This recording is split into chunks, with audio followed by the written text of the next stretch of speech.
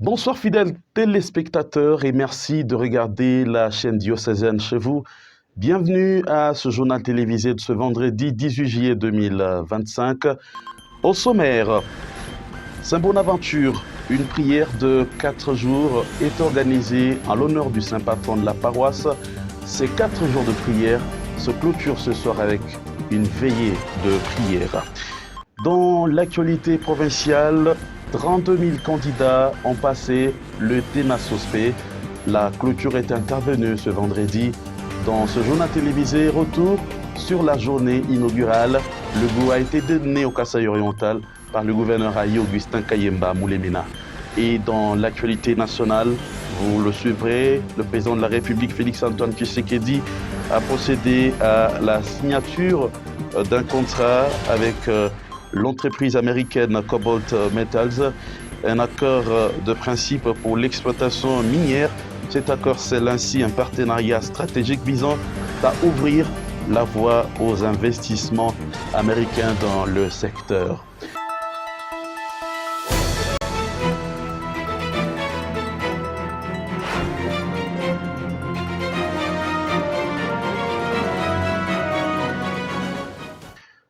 Oui, encore une fois, bonsoir et merci de nous regarder chez vous. Comme je le disais dans le titre, la paroisse Saint-Bonaventure organise 4 jours de prière en mémoire de son saint patron. Ces prières se clôturent ce soir avec une veillée de prière. Retour sur la journée d'hier, l'avant-dernière, dans cet élément de Bernard Kachama, commenté par Monique Louchikou.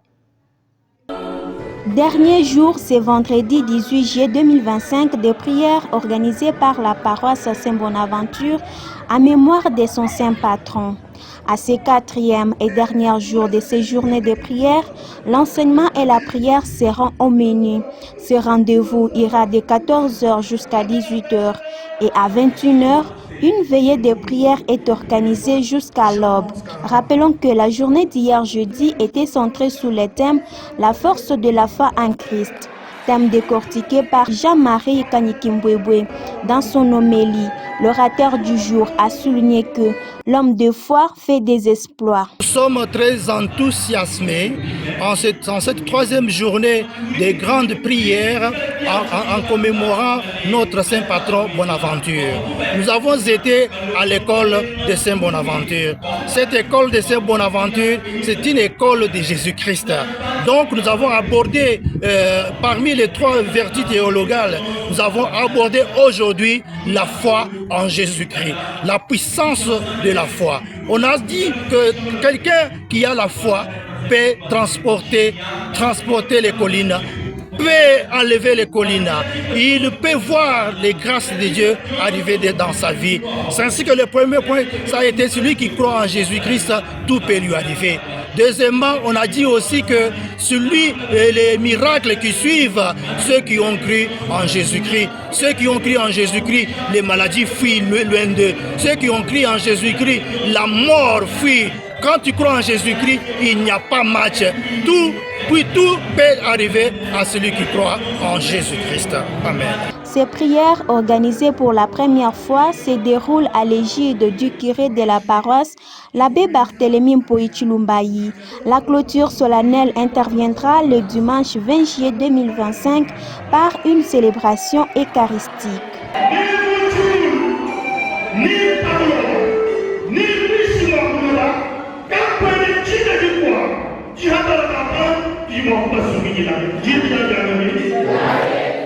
Et vous le savez, l'Église catholique de Mbuji-Mayi est plongée dans la tristesse suite à la disparition depuis dimanche précédent de l'abbé Faustin Chimena, mort en Suisse.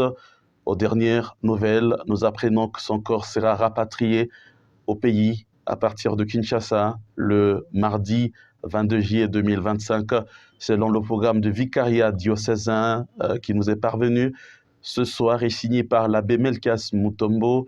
Son corps pourrait arriver ici à Mbuji-Mayi le mercredi 23 juillet 2025. À cette occasion, le vicariat diocésain et l'administrateur général du temporel exhortent la chrétienté de Mbuji-Mayi, mais aussi le clergé diocésain à contribuer pour les obsèques de l'abbé Faustin Chimena, qui est décédé, on vous le rappelle, en Suisse le dimanche précédent. Et dans la même veine, 40 jours se sont écoulés depuis la disparition de Gatien Nonopanda Kalenga, pionnier de la chaîne du diocèse de Mbuji-Mayi. Nonopanda est décédé inopinément. C'était dans la nuit du 6 juin 2025, alors qu'il revenait de Kabea-Kamanga, où il était accompagné l'évêque diocésain qui était en visite pastorale. Selon le programme établi, la messe de 40e jour sera dite ce samedi 19 juillet 2025 en la chapelle Notre-Dame de l'Assomption de la Caritas Développement Mbuji-Mayi. Membres de famille, amis, connaissances et collègues des services, ils sont donc conviés. Et dans l'actualité provinciale, je vous le disais en titre, clôture ce vendredi du Tenasospe. 32 000 candidats y ont pris part. Le go a été donné hier par le gouverneur Aï, Dr Augustin Kayemba Moulemena. Reportage signé Symphorien Moulenga. Le gouverneur AU de la province du Kasaï oriental, Dr Augustin Kayembe Moulemena, a lancé officiellement ce jeudi 17 juillet 2025 le test national de sélection et d'orientation scolaire et professionnelle Tenasospe en sigle au lycée Mouajadi. Dans ce message, l'autorité provinciale a invité les élèves à la discipline, à l'intégrité, à l'honnêteté ainsi que de croire en eux-mêmes. Chers élèves, sachez que cette épreuve que vous allez rencontrer est un tremplin vers votre avenir. Abordez ces moments avec courage et détermination.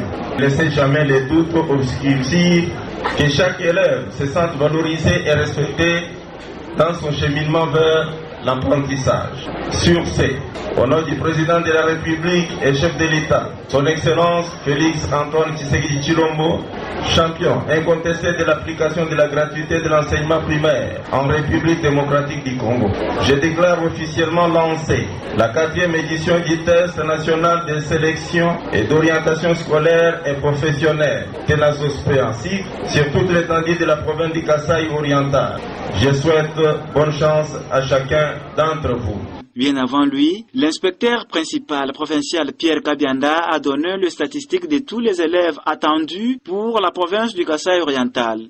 Pour cette édition, la province a aligné au total 32 618 candidats, dont 14 409 filles.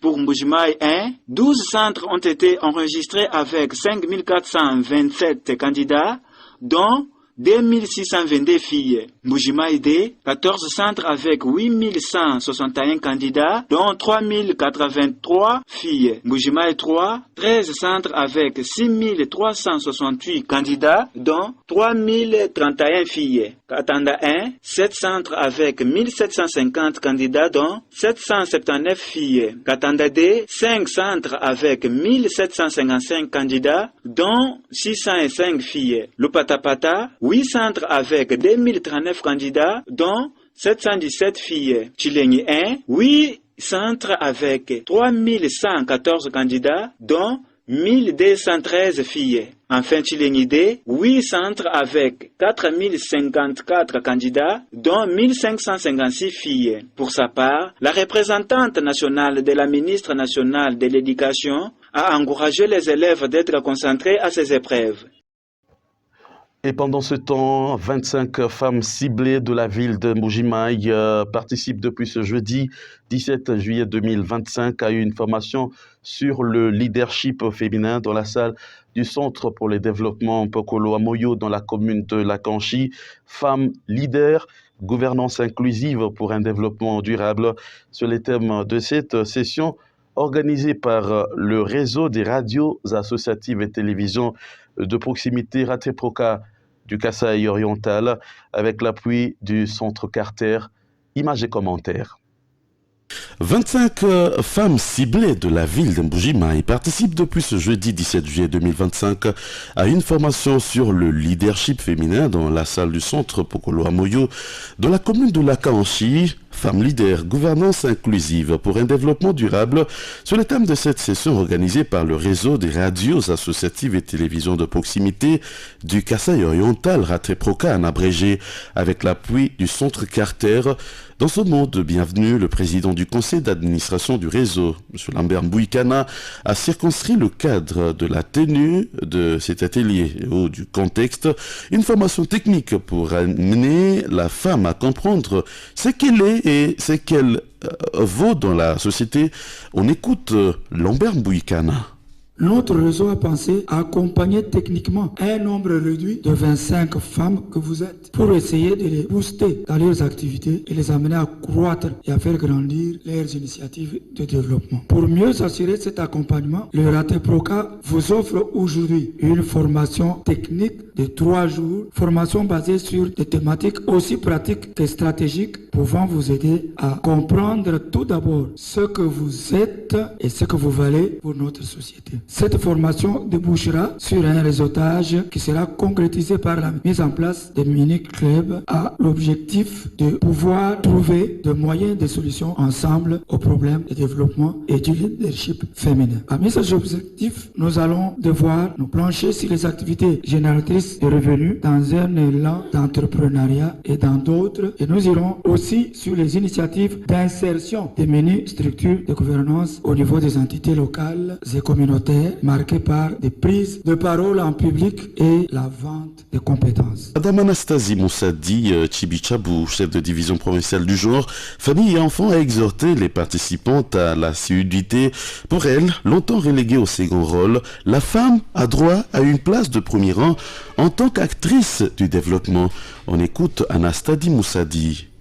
Je tiens à vous rassurer de notre soutien institutionnel. Nous avons besoin de femmes fortes, bien formées, capables de contribuer à la gouvernance locale et à la croissance économique. Depuis trop longtemps, les femmes ont été exclues des circuits économiques formels, souvent réduites à des rôles secondaires. Et pourtant, chaque fois qu'une femme accède à l'autonomie économique, c'est toute une société qui avance. Une femme autonome investie dans l'éducation, la santé, la paix et la prospérité. Ces programmes de formation visent à renforcer vos capacités en gestion, en entrepreneuriat,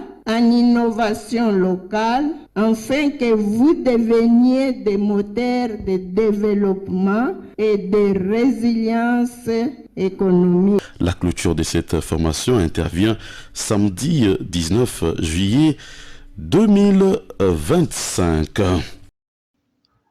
Et pour terminer l'actualité au plan provincial, sachez en plus bref que le directeur adjoint à la direction des études au Fonds de promotion de l'industrie FPI a tenu à clarifier sur la réalisation des différents projets financés par le FPI ici au Kasaï oriental.